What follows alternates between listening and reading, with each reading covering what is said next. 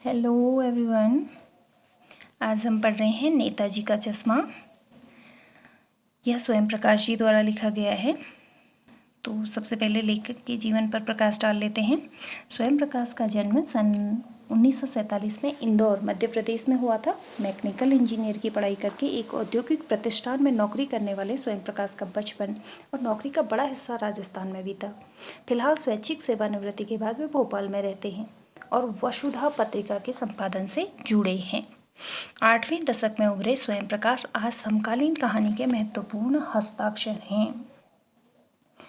उनके 13 कहानी संग्रह प्रकाशित हो चुके हैं, जिनमें सूरज कब निकलेगा, आएंगे अच्छे दिन भी, आदमी जात का आदमी और संधान उल्लेखनीय हैं। उनके बीच में विनय और ईंधन उपन्यास चर्चित रहे हैं। उन्हें पहल सम्मान, बनमाली पुरस्कार, राजस्थान साहित्य अकादमी पुरस्कार आदि पुरस्कारों से पुरस्कृत किया जा चुका है। मध्यवर्गीय जीवन के कुशल चितेरे यानी कि चिंतन करने वाले स्वयं प्रकाश की कहानियों में वर्ग शोषण के विरुद्ध चेतना है, तो हमारे सामाजिक जीवन में जाति, संप्रदाय और लिंग के आधार पर हो रही भेदभाव के खिलाफ प्रतिकार का स्वर भी है।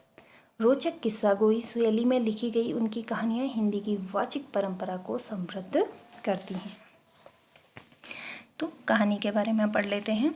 चारों ओर सीमाओं से घिरे भूभाग का नाम ही देश नहीं होता। देश बनता है उसमें रहने वाले सभी नागरिकों, नदियों, पहाड़ों, पेड़ पौधों, वनस्पतियों, पशु पक्षियों से, और इन सब से प्रेम करने तथा इसकी समृद्धि के लिए प्रयास करने का नाम देशभक्ति है। नेताजी का चश्मा कहानी कैप्टन चश्मे वाले के माध्यम से देश के करोड़ों नागरिकों के योगदान को रेखांकित करती हैं, जो इस देश के निर्माण में अपने अपने तरीके से सहयोग करते हैं। कहानी यह कहती है कि बड़े ही नहीं बच्चे भी इसमें शामिल हैं, यानी कि हर कोई अपने किसी न किसी तरह से देश सेवा के लिए अपने अपने हिस्से का योगदान देता है। तो चलिए नेताजी का चश्मा हम पढ़ लेते हैं। हालदार साहब को हर 15वें दिन कंपनी के काम के सिलसिले में उस कस्बे से गुजरना पड़ता था। कस्बा मतलब एक छोटा सा शहर होता है, जो गांव से थोड़ा बड़ा होता है लेकिन शहर से थोड़ा छोटा होता है। तो उस कस्बे से उनको गुजरना पड़ता था। कस्बा बहुत बड़ा नहीं था, जिसे पक्का मकान कहा जा सके वैसे कुछ ही मकान, और जिसे बाजार कहा जा सके वैसा एक ही बाजार था, यानी कि कस्बे के रूप में था बट बहुत छोटा था। कस्बे में एक लड़कों का स्कूल, एक लड़कियों का स्कूल, एक सीमेंट का छोटा सा कारखाना, 2 ओपन एयर सिनेमाघर, तो 2 नगरपालिका भी थी। नगरपालिका थी तो कुछ न कुछ करती भी रहती थी। कभी कोई पक्की सड़क करवा दी तो कभी पैसा घर बनवा दिए, कभी कबूतरों की छतरी बनवा दी तो कभी सम्मेलन करवा दिया। इसी नगरपालिका के किसी उत्साही बोर्ड या प्रशासनिक अधिकारी ने एक बार शहर के मुख्य बाजार के मुख्य चौराहे पर नेताजी सुभाष चंद्र बोस की एक संगमरमर की प्रतिमा लगा दी। यह कहानी उसी प्रतिमा के बारे में है, बल्कि उसके भी एक छोटे से हिस्से के बारे में है। तो जैसा कि स्टोरी में हमने पढ़ा नेताजी का चश्मा, तो यह शायद उनकी आँखों और उनके चश्मे से ही संबंधित होगी। पूरी बात तो अब पता नहीं, लेकिन लगता है कि देश के अच्छे मूर्तिकारों की जानकारी नहीं होने और अच्छी मूर्ति का लागत अनुमान और उपलब्ध बजट से कहीं बहुत ज़्यादा होने के कारण काफ़ी समय उहापोह और चिट्ठी पत्री में बर्बाद हुआ होगा, और बोर्ड की शासनावधि समाप्त होने की घड़ियों में किसी स्थानीय कलाकार को ही अवसर देने का निर्णय किया गया होगा, और अंत में कस्बे के इकलौते हाई स्कूल के इकलौते ड्राइंग मास्टर, मान लीजिए मोतीलाल जी को ही यह काम सौंप दिया गया होगा, जो महीने भर में मूर्ति बनाकर पटक देने का विश्वास दिला रहे थे। यानी कि बहुत ही जल्दी में इस मूर्ति के लिए बजट पास होना, सहमति बनना और मूर्ति का डिज़ाइन बनना और उसे बनाने का तय हुआ था। जैसा कि कहा जा चुका है कि मूर्ति संगमरमर की थी। टोपी की नोक से कोट के दूसरे बटन तक कोई 2 फुट ऊंची, जिसे कहते हैं बस्ट, यानी कि कोट का दूसरा बटन आप कह सकते हैं कि वो जितनी आपकी पासपोर्ट साइज फ़ोटो होती है उतनी ही वो मूर्ति थी, यानी कि वही ऊपर का हिस्सा उस मूर्ति में बनाया गया था। और सुंदर थी, नेताजी सुंदर लग रहे थे, कुछ कुछ मासूम और कमसिन। फौजी वर्दी में मूर्ति को देखते ही दिल्ली चलो और तुम मुझे खून दो वगैरह याद आने लगते थे। क्यों याद आने लगते थे? क्योंकि ये नेताजी सुभाष चंद्र बोस द्वारा दिए गए प्रसिद्ध नारे थे। इस दृष्टि से यह सफल और सराहनीय प्रयास था, क्योंकि जो मूर्ति को देखते ही लोगों के मन में नेताजी के प्रति श्रद्धा की भावना भी जग रही थी और वे उनसे प्रेरित भी हो रहे थे, इसलिए यह प्रयास सफल और सराहनीय लग रहा था। केवल एक चीज़ की कसर थी जो देखते ही खटकती थी। खटकना मतलब खलना थोड़ा सा। नेताजी की आंखों पर चश्मा नहीं था, यानी चश्मा तो था लेकिन संगमरमर का नहीं था। एक सामान्य और सचमुच के चश्मे का चौड़ा काला फ्रेम मूर्ति को पहना दिया गया था, यानी कि पूरी मूर्ति संगमरमर की बनी हुई थी, लेकिन जो चश्मा था वो चौड़ा काले फ्रेम का पहनाया गया था। हवलदार साहब पहली बार इस कस्बे से गुजरे और चौराहे पर पान खाने रुके, तभी उन्होंने इसे लक्षित किया, यानी कि ये चीज़ उन्होंने नोटिस की और उनके चेहरे पर एक कौतुक भरी मुस्कान फैल गई, यानी कि ये चीज़ उनको थोड़ा सा गुदगुदा गई कि पूरी मरमर की मूर्ति बनी हुई है, लेकिन उस पर एक काला चश्मा है। वाह भाई, यह आइडिया भी ठीक है। मूर्ति पत्थर की लेकिन चश्मा रियल, यानी असली वाला चश्मा। जीप कस्बा छोड़कर आगे बढ़ गई, तब भी हवलदार साहब इस मूर्ति के बारे में ही सोचते रहे और अंत में इस निष्कर्ष पर पहुँचे कि कुल मिलाकर कस्बे के नागरिकों का यह प्रयास सराहनीय क्या कहा जाना चाहिए। महत्व तो मूर्ति के रंग रूप या कद का नहीं, उस भावना का है, वरना तो देशभक्ति भी आजकल मजाक की चीज़ ही होती जा रही है। यानी कि उनको ऐसा लगता था कि वहाँ के जो नागरिक हैं उन्होंने मूर्ति के रंग रूप और कद से ज़्यादा उसमें देशभक्ति की भावना का उन्होंने ध्यान रखा है, यानी कि जैसे नेताजी थे उनको वैसा ही प्रतिबिंबित करने का प्रयास उन्होंने किया है, चाहे उसके लिए उन्होंने सच का चश्मा क्यों ना चढ़ाए हों। दूसरी बात, जब हवलदार साहब उधर से गुजरे तो उन्होंने मूर्ति में कुछ अंतर दिखाई दिया। ध्यान से देखा तो पाया कि चश्मा दूसरा है, यानी कि पहले दिन जो उन्होंने चश्मा देखा था आज उससे दूसरा चश्मा उनको दिखाई दिया। पहले मोटे फ्रेम वाला चौकोर चश्मा था, अब तार के फ्रेम वाला गोल चश्मा है। हवलदार साहब का कौतुक और बड़ा। वाह भाई, क्या आइडिया है। मूर्ति कपड़े नहीं बदल सकती, लेकिन चश्मा तो बदल ही सकती है। तो ये भी उनको ऐसा लगा कि कोई व्यक्ति बार बार चश्मा बदल कर नेताजी को नया लुक देना चाह रहा है, तो इससे उनको ये चीज़ भी उनको अच्छी लगी। तीसरी बार फिर नया चश्मा था, यानी कि जब अगली बार हुआ फिर उन्हें दूसरा चश्मा दिखाई दिया। हवलदार साहब की आदत पड़ गई हर बार कस्बे से गुजरते समय चौराहे पर रुकना, पान खाना, मूर्ति को ध्यान से देखना। एक बार जब कौतूहल दुर्दमनीय होता तो पान वाले से ही पूछ लिया, क्यों भाई, क्या बात है, यह तुम्हारे नेताजी का चश्मा हर बार बदल कैसे जाता है? पान वाले के खुद के मुंह में पान ठुसा हुआ था। वह एक काला, मोटा और खुशमिजाज आदमी था। हवलदार साहब का प्रश्न सुनकर वह आंखों ही आंखों में हंसा। उसकी तौंत थिरकी। पीछे घूमकर उसने दुकान के नीचे पान थूका और अपनी लाल काली बत्ती सी दिखाकर बोला, कैप्टन चश्मे वाला करता है, यानी कि ये चश्मे बदलने का काम एक चश्मे वाला व्यक्ति करता है, जो चश्मे बेचने का काम करता है। वही नेताजी की जो मूर्ति थी उसमें चश्मा बदलने का काम करता है। क्या करता है? हवलदार साहब कुछ समझ नहीं पाए। चश्मा चेंज कर देता है, पान वाले ने समझाया। क्या मतलब? क्यों चेंज कर देता है? हवलदार साहब अब भी नहीं समझ पाए। कोई गिराक आ गया समझो। गिराक यहाँ पे ग्राहक के लिए बोला गया है, यानी कि चश्मे का ग्राहक। उसको चौड़े चौखट चाहिए तो कैप्टन किधर से लाएगा, तो उसको मूर्ति वाला दे दिया, उधर दूसरा बिठा दिया।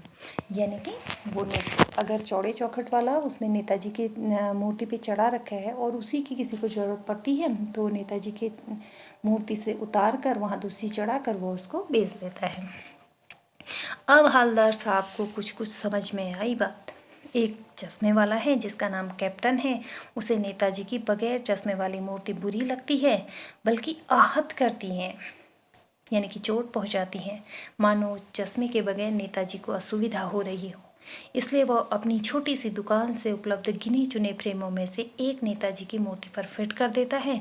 लेकिन जब कोई ग्राहक आता है तो उसे वैसे ही फ्रेम की दरकार होती है जैसा मूर्ति पर लगा है।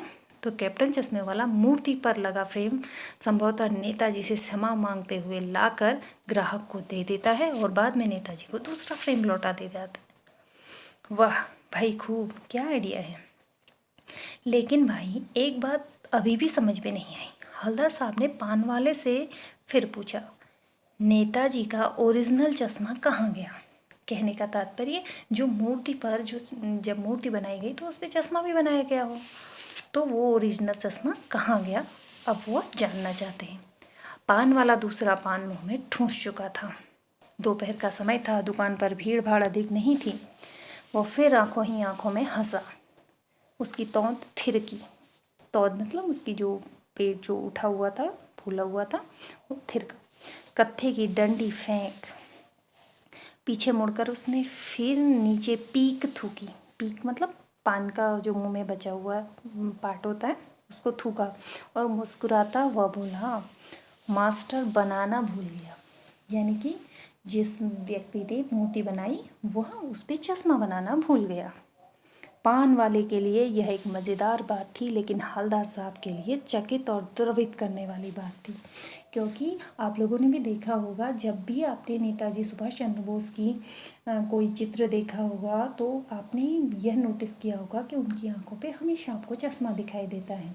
तो इतनी महत्वपूर्ण बात, जो उनके जो फेस का महत्वपूर्ण अंग था, उनके लुक का, वो मूर्ति वाला बनाने वाला भूल गया। यानी वह ठीक ही सोच रहे थे। मूर्ति के नीचे लिखा, मूर्तिकार मास्टर मोतीलाल वाकई कस्बे का अध्यापक था। बेचारे ने महीने भर में मूर्ति बनाकर पटक देने का वादा कर दिया होगा, बना भी ली होगी, लेकिन पत्थर में पारदर्शी चश्मा कैसे बनाया जाए, कांच वाला, यह तय नहीं कर पाया होगा।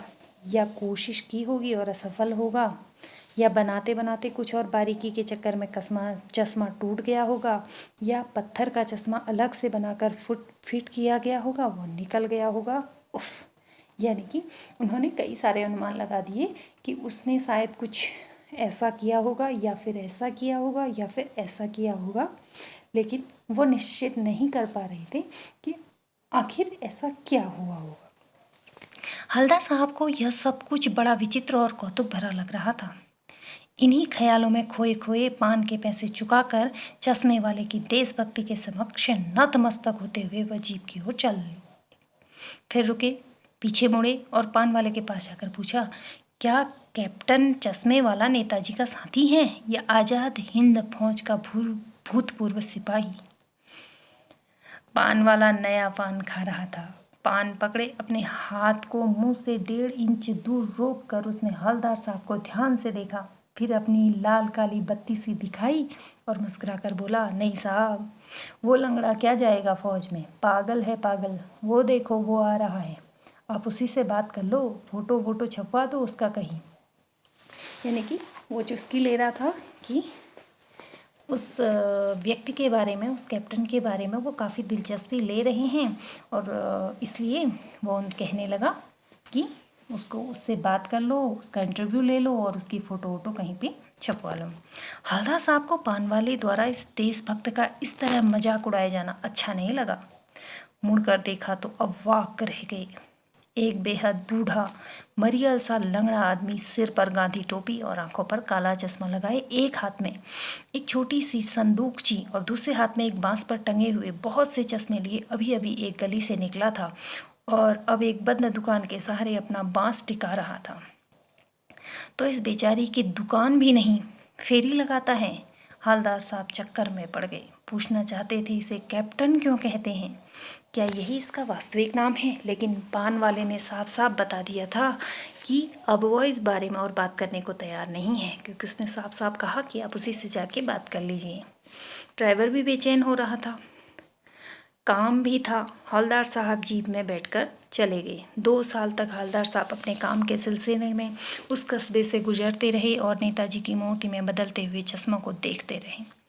कभी गोल चश्मा होता तो कभी चौकोर, कभी लाल, कभी काला, कभी धूप का चश्मा, कभी बड़े कांचों वाला गोगो चश्मा, पर कोई ना कोई चश्मा होता जरूर। उस धूल भरी यात्रा में हवलदार साहब को कौतुक और प्रफुल्लता के कुछ क्षण देने के लिए, यानी कि जब वे वहाँ से गुजरते तो उनके मन में ये जिज्ञासा भी रहती कि आज कैसा चश्मा होगा, और जब चश्मा बदला होता तो उनको प्रसन्नता भी मिलती थी। फिर एक बार ऐसा हुआ कि मूर्ति के चेहरे पर कोई भी कैसा भी चश्मा नहीं था। उस दिन पान की दुकान भी बंद थी, चौराहे की अधिकांश दुकानें बंद थी। अगली बार भी मूर्ति की आंखों पर चश्मा नहीं था। हवलदार साहब ने पान खाया और धीरे से पान वाले से पूछा, क्यों भाई, क्या बात है, आज तुम्हारे नेताजी की आंखों पर चश्मा नहीं है? पान वाला उदास हो गया। उसने पीछे मुड़कर मुंह का पान नीचे थूका और सिर झुकाकर अपनी धोती के सिरे से आंख पोंछता हुआ बोला, साहब, कैप्टन मर गया। और कुछ नहीं पूछ पाए हवलदार साहब। कुछ पल चुपचाप खड़े रहे, फिर पान के पैसे चुकाकर जीप में आ बैठे और रवाना हो गए। बार बार सोचते क्या होगा उस कौम का जो अपने देश की खातिर घर गृहस्थी, जवानी, जिंदगी सब कुछ होम कर देने वालों पर भी हंसती है और अपने लिए बिकने के मौके ढूंढती है। दुखी हो गए। 15 दिन बाद फिर उसी कस्बे से गुजरे। कस्बे में घुसने से पहले ही ख्याल आया कि कस्बे की हृदय स्थली में सुभाष की प्रतिमा अवश्य ही प्रतिष्ठापित होगी, लेकिन सुभाष की आंखों पर चश्मा नहीं होगा, क्योंकि वो जानते थे कि जो कैप्टन है वो मर चुका है, जो उसका चश्मा बदला करता था, क्योंकि मास्टर बनाना भूल गया और कैप्टन मर गया। सोचा आज वहाँ रुकेंगे नहीं, पान भी नहीं खाएंगे, मूर्ति की तरफ देखेंगे भी नहीं, सीधे निकल जाएंगे। ड्राइवर से कह दिया चौराहे पर रुकना नहीं, आज बहुत काम है, पान आगे कहीं खा लेंगे। लेकिन आदत से मजबूर आंखें चौराहे आते ही मूर्ति की तरफ उठ गई। कुछ ऐसा देखा कि चीखे, रोको। जीप स्पीड में थी। ड्राइवर ने जोर से ब्रेक मारे।